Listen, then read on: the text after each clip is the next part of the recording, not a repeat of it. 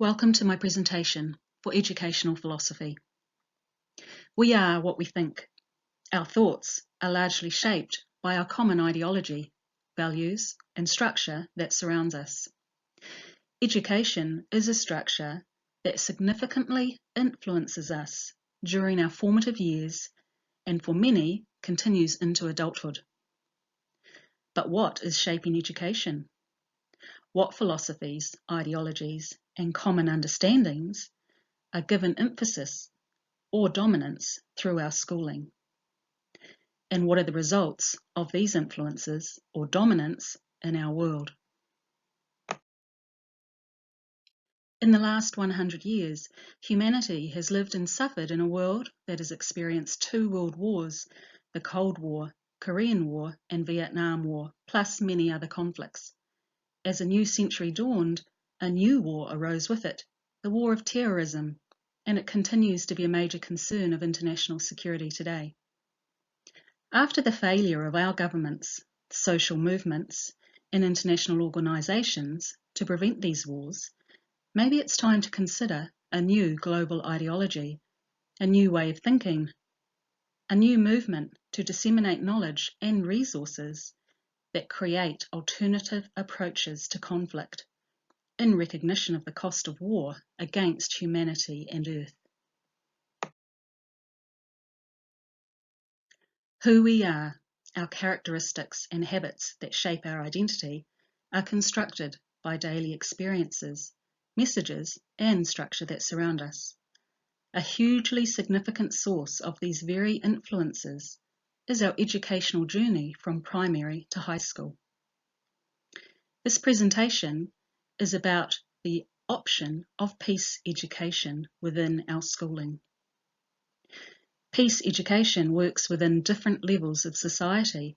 It can begin from the humble classroom and reach the heights of international policy and government, and can be adapted to address the various conflict contexts that exist around the globe. Peace education is a field of study that was developed after the Second World War and introduced into secondary schooling in the 1960s.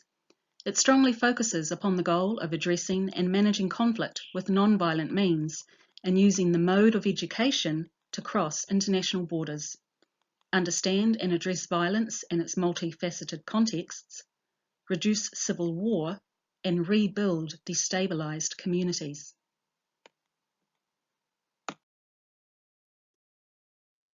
So how is this relevant to Aotearoa? I would like us to consider that instead of emphasising a curriculum based upon academic content, the philosophies of peace education should be introduced as a societal values-based curriculum.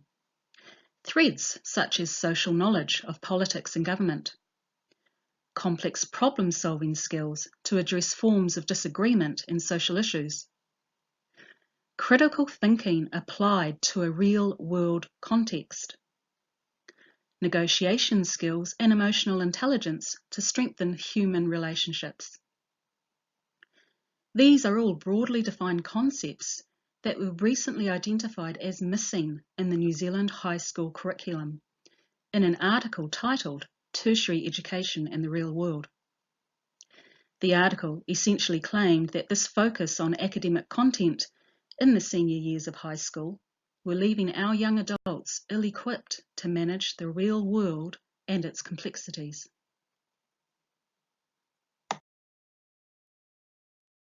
Many educational scholars acknowledge education is a political institution, which, to quote Foucault, fulfills a design to maintain power in the hands of a certain social class, close quote. Freire would also agree with this theory, as he sought to investigate and overcome structural violence through the development of critical pedagogy that, quote, enabled the oppressed to analyse their location within the privileging hierarchy of capitalist society and engage in attempts to dislocate themselves from existing cycles of social reproduction, close quote. Ian Harris and Betty Reardon, contemporary authors of peace education, agree with the goal of managing and minimising conflict with non-violent methods. Betty Reardon suggests that the underpinning philosophy of peace education is: firstly, global citizenship, protection of human rights, resolution of conflict by non-violent means, and respect of our planet that produces life. Secondly, planetary stewardship, fostering in students the recognition of their relationship with Earth.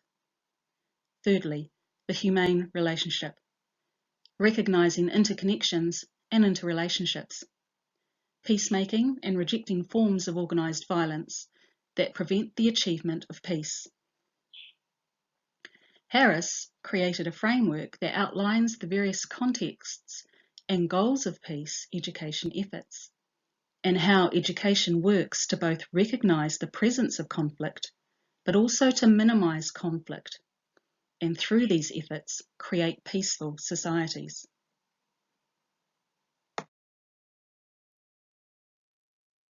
Within this framework, we can see that the philosophy of peace education, as suggested by Reardon, is foundational across all these educational endeavours. For example, the philosophy of global citizenship underpins the peace education fields found in the top row of this table of human rights, environment education, international education, conflict resolution, and development education. The philosophy of planetary stewardship underpins the field of environment education and seeks to overcome environmental destruction through building knowledge of ecological sustainability. And finally, the philosophy of humane relationship addresses ethnic hatred, war, and structural violence through building multicultural understanding, peacekeeping, and peace building. To conclude, I will bring us back to the statement from UNESCO, the United Nations Educational, Scientific and Cultural Organization. Education plays a huge part in our life, especially during the formative years, and then refines our thinking as we grow into adulthood with tertiary education. Bringing in the core concepts of peace education as the underlying philosophy of a values-based curriculum will, I believe, grow a generation that enters the real world with the skills, knowledge and resource to positively contribute to a complex world and apply non-violent strategies to the constant presence of conflict. These underlying behaviours will perpetuate relationships beyond culture, consumerism and dominant thinking, to instead recognise the value of reciprocity between humans and our environment and build a foundation of true global citizenship. Thank you.